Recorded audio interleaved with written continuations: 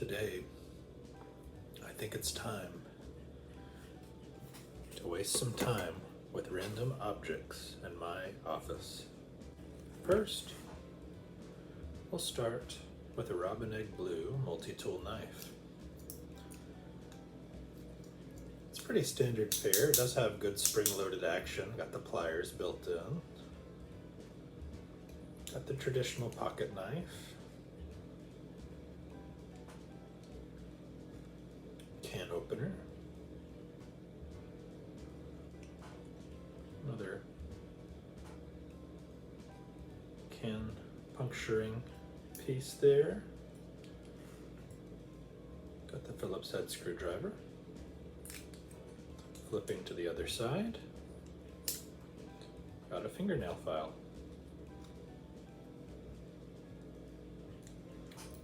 Serrated knife.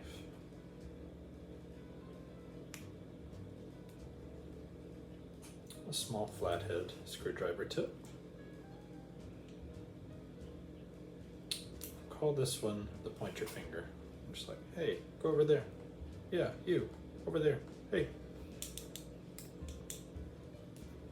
Don't forget that spring-loaded click-click action.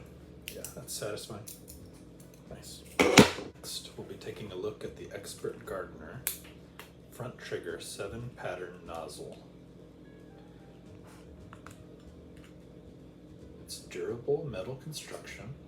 It has easy adjustable patterns. It's rust resistant, and it has a powder coated finish. Very grippable, nice feel, very solid. The 7 options are cone, flood, mist, shower, flat, jet, center. It also has this adjustable nozzle to dictate your overall spray distance and the pressure you want coming from the hose through the standard hose thread. That is the Expert Gardener 7-pattern nozzle.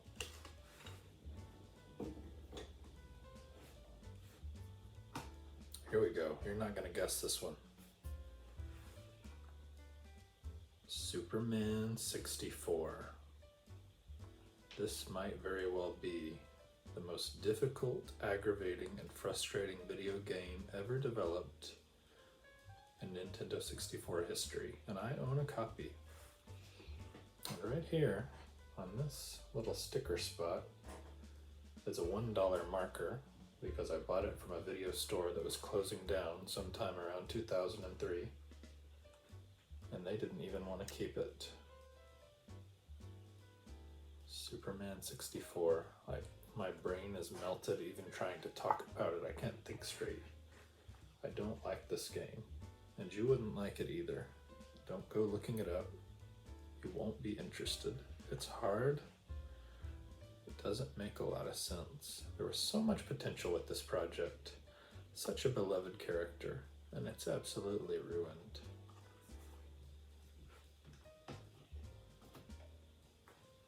Here we go. A juggling ball. So, I'm not sure where the other 2 juggling balls are, but what I'll attempt to do is juggle with one. Maybe you'll be just as entertained.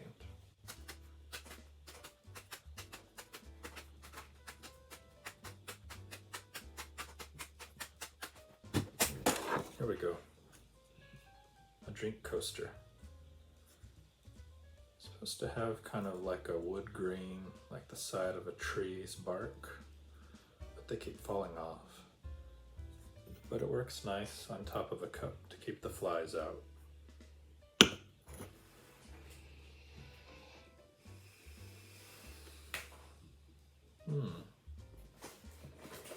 What else do we have here? How about a Tim Duncan bobble? Is it really a bobblehead? I don't know. Yeah, it is a bobblehead. Tim Duncan bobblehead. Tim is a handsome guy, but I don't think that this is a particularly flattering figure. It was a freebie at a Spurs game, so get what you get. In case you don't remember who Tim Duncan was, he was a member of the San Antonio Spurs NBA team from 1997 to 2016. He was a 5-time NBA champion and 3-time NBA Finals MVP, Rookie of the Year in 1998, 2-time NBA MVP in 2002 and 2003, 15-time All-NBA and 15-time All-Defensive Team. He was inducted into the Basketball Hall of Fame on May 15, 2021. He was a member of the NBA's 75th anniversary team. He was the Spurs franchise leader in points, rebounds, blocks, and games played. That's Tim Duncan, and this is his freebie bobblehead. You could get at a game. Oh boy, this is going to be a fun one. You know what that sound is?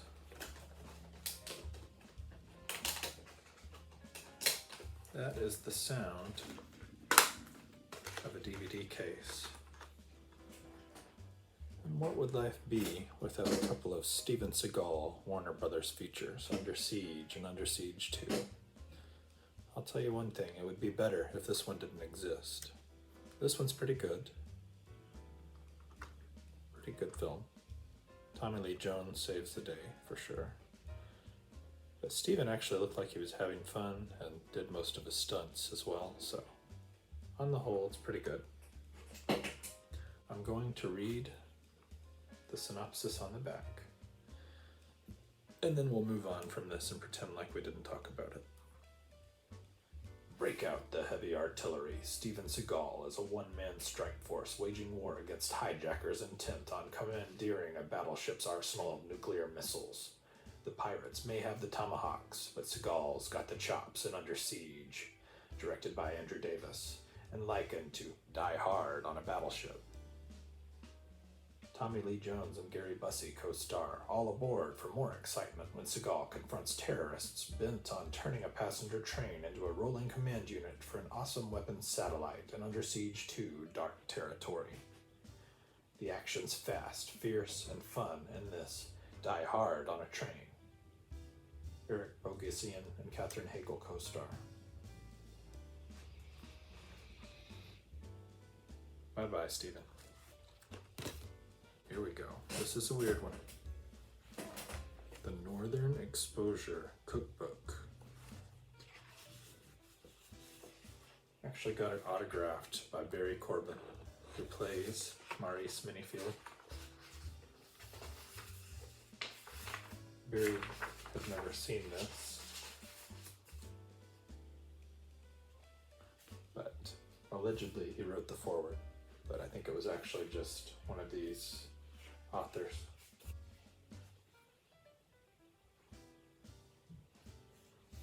Here's a quote from the rather cantankerous and mysterious Adam.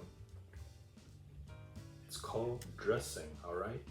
Not swaddling, not suffocating. You dress the ingredients the way you dress yourself. Just enough, but not too much. To flatter, not to conceal or drown. You're not making an ice cream sundae. Why do I have to say this? If you don't, never mind. Turn the tape off. Northern Exposure Cookbook. Hundreds of pages. Zabaglione, Ruth Ann's chewy oatmeal cookies, wild rice stuffing, Maurice's poached salmon, Bubby Fleischman's chicken soup, Marilyn's fresh turnip soup, Maurice's spicy chicken wings. One more for good measure. We're going to take an excerpt from William Strunk and A.B. White's The Elements of Style.